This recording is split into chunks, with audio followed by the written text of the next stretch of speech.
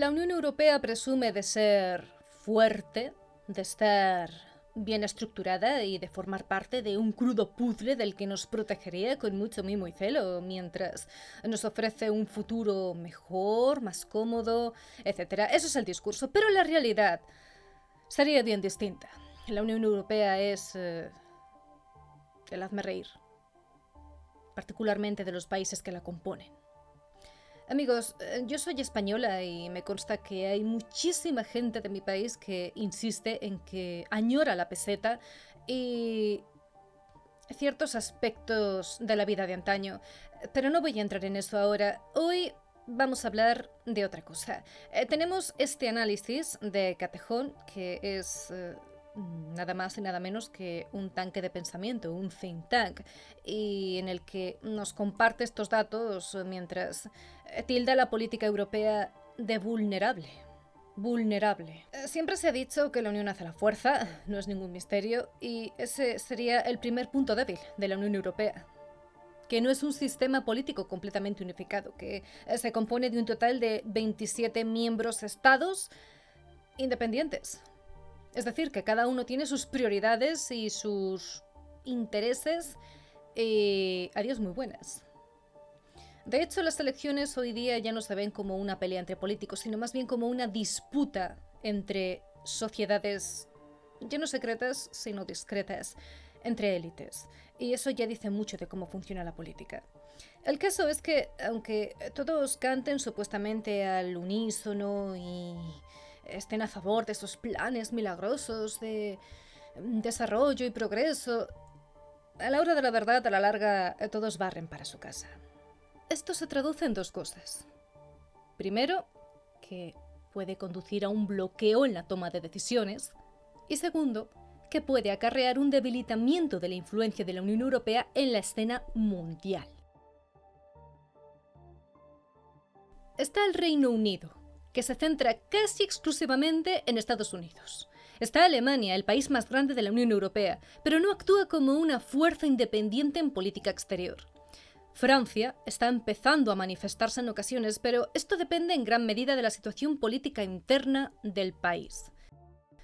Según informan, la idea de una política exterior común europea se mencionó por primera vez en 1987, se confirmó en el 93 a través de un tratado y se amplió en el Tratado de Ámsterdam en 1997. Pero los objetivos de la política exterior común se definieron, consolidaron más plenamente en el Tratado de Lisboa del 2009.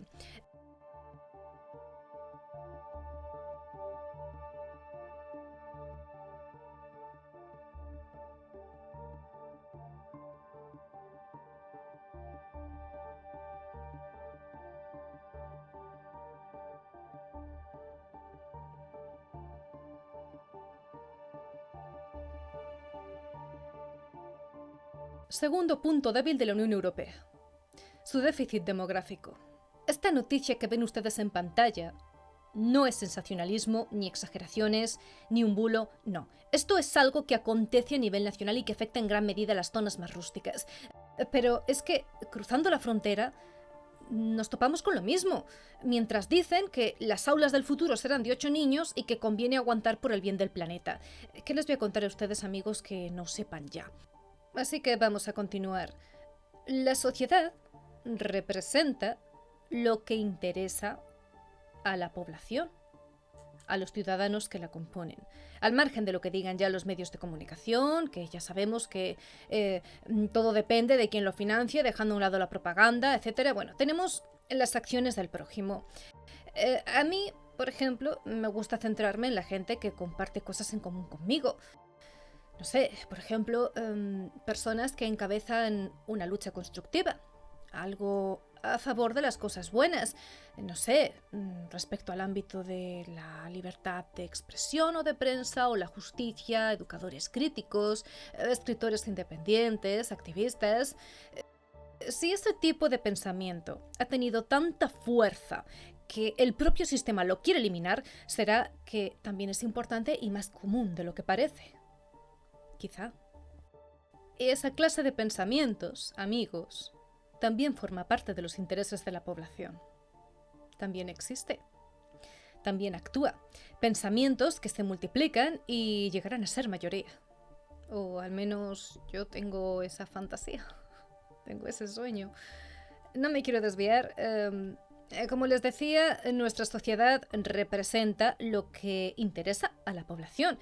Lo que aquí señala Catejón es que cada vez hay menos individuos que conformen esa sociedad. Y dicha sociedad, por otro lado, está envejeciendo mucho, no hay descendientes y la gente joven que la conforma no tendrían mucho interés en sus obligaciones como patriotas o no aceptarían las raíces o la cultura del lugar en el que están. No sé muy bien cómo definirlo, amigos, porque estoy intentando ser lo más neutral posible y el artículo tampoco es que dé muchas pistas, así que por prudencia no quiero poner en boca de nadie cosas que no se han dicho. El autor afirma que solo el Parlamento Europeo es un órgano electo en la Unión Europea y que muchas decisiones políticas son tomadas por funcionarios no electos y que además en la Unión Europea el peso de los votos varía en función del tamaño de la población y de los países, por lo que la igualdad política de los ciudadanos en sí no se vería en la práctica, pero ni a corto ni a largo plazo. A esto hay que sumarle que la información que nos da la Unión Europea no estaría del todo clara. Y al haber esas ambigüedades, esas pseudoverdades, esa opacidad en los datos, tampoco hay control en la toma de decisiones. Así que, efectivamente, la información es poder y no solo porque nos ayuda a escoger con mayor libertad. Aquí es poder, entre ellos también, porque sirve para extorsionar. Pero esto ya es de mi cosecha, esto no lo dice Catejón. En fin, el Parlamento se extralimita sistemáticamente en su poder legislativo y la mayoría de la toma de decisiones de la Unión Europea se toman a puerta cerrada en el Consejo de la Unión Europea. Por lo tanto, los procesos tan democráticos de los que presumen son extremadamente difíciles, por no decir casi imposibles. No habría una democracia real, acorde a lo que se ve hoy día. Siguiente punto débil de la Unión Europea: la falta de una verdadera política exterior común. Esto trae problemas en las relaciones con los otros países y también conlleva la incapacidad de proteger los intereses comunes del pueblo. Además, el propio proceso de toma de decisiones es extremadamente lento. Es que cualquier cosita, amigos, se demora años y años y años y años. ¿Y qué pasa cuando no afrontamos un problema? Que se hace más grande la bola, ¿verdad? Pues eso ocurre en la Unión Europea, y así está todo el continente. Es una fiesta: la crisis de la eurozona, la cuestión de los refugiados, los nuevos impuestos, el negocio ecologista, mayor ignorancia, más analfabetismo en las nuevas generaciones, poca salud física y mental, etcétera, etcétera. Nada funciona. Nunca. El autor de este artículo señala también que la OTAN domina ahora la política exterior de la Unión Europea y con ello el rumbo del bloque está casi totalmente determinado por la influencia estadounidense. Europa se ha sumado a las sanciones contra Rusia, dictadas no solo por la dependencia europea de Estados Unidos, sino también por ciertos valores e intereses que unen a los estados europeos. Un factor importante de la vulnerabilidad y las desavenencias de la Unión Europea son los problemas asociados a la adopción de paquetes de sanciones contra nuestro país. La Unión Europea, a través de la OTAN, participó en la agresión contra Yugoslavia y Libia, y ahora financia la continuación de la guerra en Ucrania. Esta contradicción, tarde o temprano, saldrá a la luz. Han crecido considerablemente los sentimientos antieuropeos, antinacionalistas. Se ha olvidado el pensamiento de amor hacia la raza blanca, hacia la historia de Europa y su cultura. Tampoco hay respeto hacia la Unión Europea y sus altos cargos, cosa que veo normal, teniendo en cuenta, pues no sé, por ejemplo, los últimos acontecimientos con lo del bicho. Y cada vez son malos europeos que insisten en que Europa no les ampara, ni piensa en ellos. Y por último, la moneda de Europa, su sistema de pagos.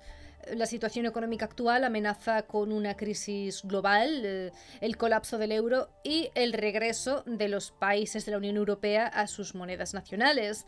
Eh, pero claro, es que eso tampoco interesa. Ya nos han puesto una solución. Vale. Voy a ser sincera.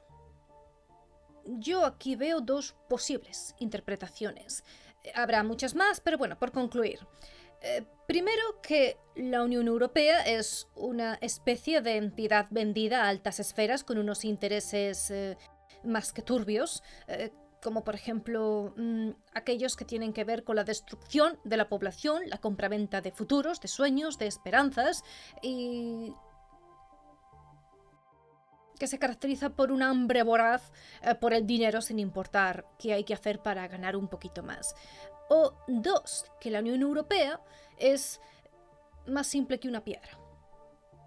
Que todos son tontos ahí arriba. Que me da igual de quién hablemos, que no vale nadie. No sé. Que hasta un niño de 6 años tiene más fundamento que todos los políticos que nos gobiernan. Y soy un niño, porque al menos los niños son de corazón puro y tienen un fondo desinteresado. Como normalmente la opción 1 suele ser catalogada de conspiracionista y quizá la opción 2 sea un poco injusta por mi parte, dado que puede que yo esté hablando desde el fervor que me supone la frustración de ser europea y lo que veo, lo que se avecina y lo que están haciendo también con los niños, yo les animo a que ustedes expresen su opinión, amigos. No me hagan caso, mejor no me hagan caso. El autor de este artículo, por otro lado, ha dejado entrever ciertas cosas, pero con ello tampoco insistimos en que deba tomarse al pie de la letra o que aquí todos tenemos la verdad absoluta, para nada. Como siempre decimos, el tiempo dirá y ustedes tienen la última palabra. Así que nos vemos en el próximo programa. Un abrazo.